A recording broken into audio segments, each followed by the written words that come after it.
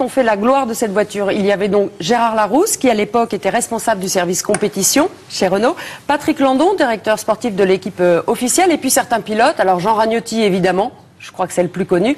Il y avait aussi Alain Serpaggi et puis François Chatriot. Alors, petit rappel... Ils avaient une trentaine d'années à l'époque. Ils avaient... oui, ils devaient avoir... Chatriot était peut-être même plus jeune. Oui, ça... Ils sont tellement jeunes maintenant que je ne sais bien pas. sûr. Petit rappel, nous sommes en 1978. Renault vient de gagner les 24 heures du Mans. Renault est aussi engagé en Formule 1 et a un programme très ambitieux. Mais Renault souhaite promouvoir une discipline plus proche du produit, en l'occurrence une voiture de rallye. Et c'est comme ça que naît la R5 Turbo.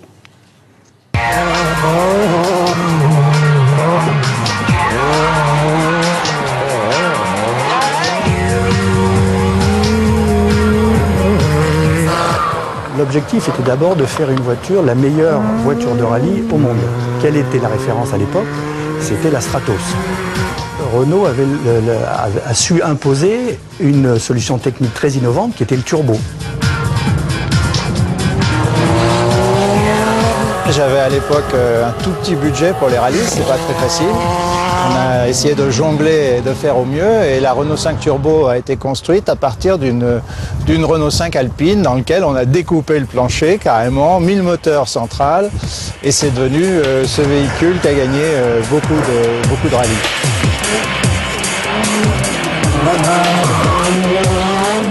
La 5 Turbo, c'était une voiture qui faisait en gros 820-900 kg. Donc le poids était très important. On arrivait pratiquement sur les tours de Corse, sur les maxi, à avoir un couple d'une Formule 1 de l'époque. Alors qu'est-ce que c'est que le couple? C'est la capacité que le moteur a de vous relancer. Dans ma carrière de metteur au point, c'était un de mes meilleurs souvenirs. Parce qu'à l'époque, c'était quand même un véhicule assez exceptionnel que Renault a voulu faire, de passer du Renault 5 traction avant, en faire une voiture à propulsion, moteur arrière, et en faire un développement compétition. Donc c'était un projet techniquement très intéressant. Donc c'était des voitures extraordinaires, légères, c'est 920 kg pour 350 chevaux et ça je l'ai jamais retrouvé. Et puis c'est un moteur central, donc ça donne un comportement très précis mais aussi très délicat à conduire. C'est une espèce de synthèse, c'est quand même peut-être la voiture la plus aboutie que j'ai conduite, même si après j'ai conduit des 4 roues motrices qui étaient plus performantes, qui motrisaient mieux. C'était vraiment un drôle d'engin.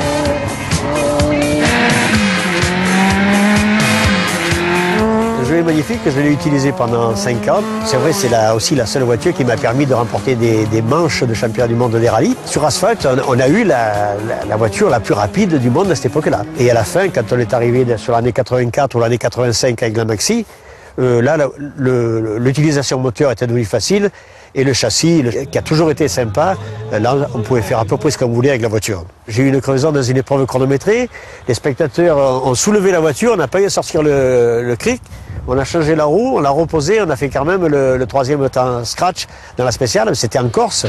À cette époque-là, une seule épreuve spéciale pouvait faire plus de 100 km et c'est pour ça qu'il faut y avoir des écarts importants.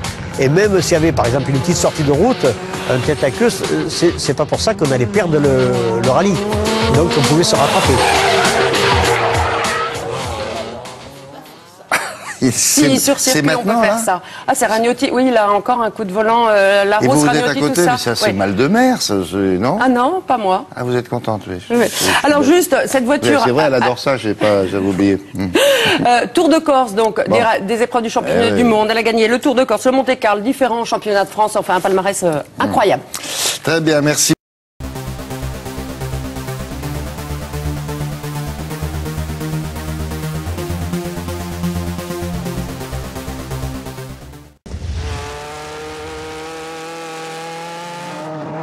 C'est fou les sensations, c'est une espèce de catapulte.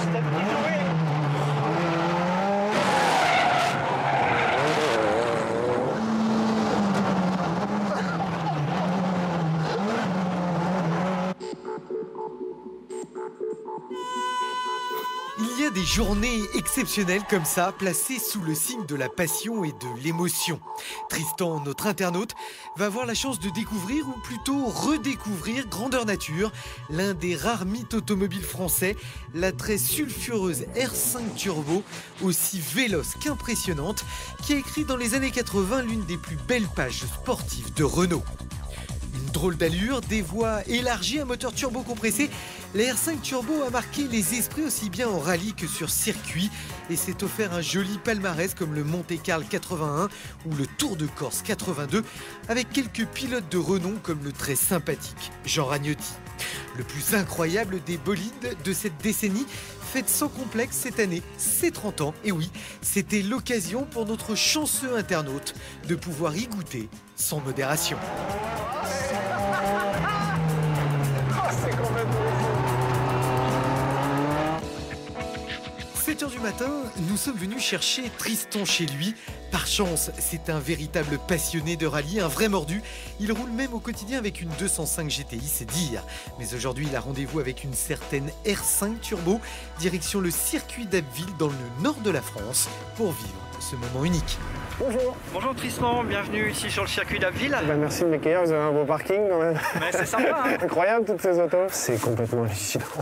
Entre cette voiture que j'avais en photo, en poster dans ma chambre et de les voir toutes réunies comme ça, c'est vraiment étonnant. J'en ai rêvé de ces autos quand même. Avec les kilomètres qu'on faisait à Mobilette pour aller voir passer les rallyes, rallye de Monte-Carlo notamment, et les voir comme ça aujourd'hui, c'est limite émouvant.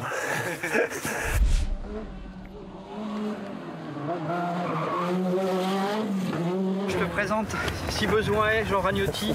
Bonjour. De rallye émérite. Bonjour Jean. Oui, j'ai déjà entendu parler de vous, je crois. Donc là, techniquement, c'est une auto, en termes de puissance, je crois que c'était complètement déraisonnable. Voilà, c'est ça, on est passé de 1984 à 320 chevaux, à 360, et surtout une tenue de route et un moteur très très souple, beaucoup plus souple, et ce qui fait que la voiture était finalement assez facile à conduire. Facile à conduire, j'allais le proposer. Assez facile à conduire. Et le frein à main qui marche très très bien permettait, lorsqu'il y avait un virage vraiment serré, de tirer un petit coup de frein à main si la voiture n'avait pas trop envie de tourner. Un coup d'accélérateur un peu fort. Et ça, on sortait en dérive quand on braquait à ras des spectateurs. Ça leur faisait plaisir. Ça leur brûlait un peu les pantalons avec l'échappement. Mais... J'en ai rêvé quand j'étais tout petit comme ça de m'asseoir à droite de Jean Ragnotti. Et direction, c'était direction assistée? Non, pas direction assistée. Mais bon, comme le moteur est derrière, c'est moins embêtant que si ça avait été une traction. On doit bien l'entendre le moteur, non? Quand on est juste là, la tête est quand même très loin. Oui, même il fait bon dans la voiture. Il n'y a pas besoin de chauffage, ni rien, c'est bien ça. J'ai hâte de rouler. Eh bien, son vœu est exaucé puisque Tristan va pouvoir monter à bord de la R5 Turbo type Tour de Corse, aux côtés de Ragnotti, le plus titré mais aussi le plus talentueux de tous les pilotes de la Renault. Une voiture qui vaut aujourd'hui, selon certains, près de 300 000 €. Ça laisse rêveur. Ah, ça me prend envie.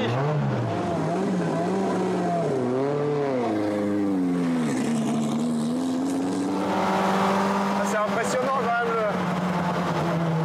le bruit que ça fait. C'est incroyable ce que c'est brutal.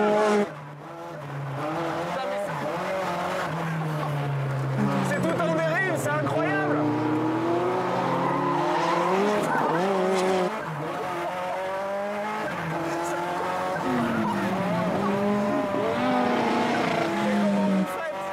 Comment vous faites? C'est juste hallucinant.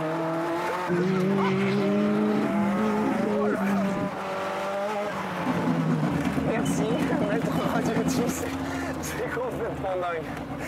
Oh, quel moment de bonheur. C'est complètement fou. Alors, c'est complètement fou. Au début, il y avait un moment que j'avais pas roulé ici, j'ai oublié un virage. On a traversé le bac à gravier. Non, ça permet de voir un petit peu aussi ce que la R5 Turbo donnait sur la terre.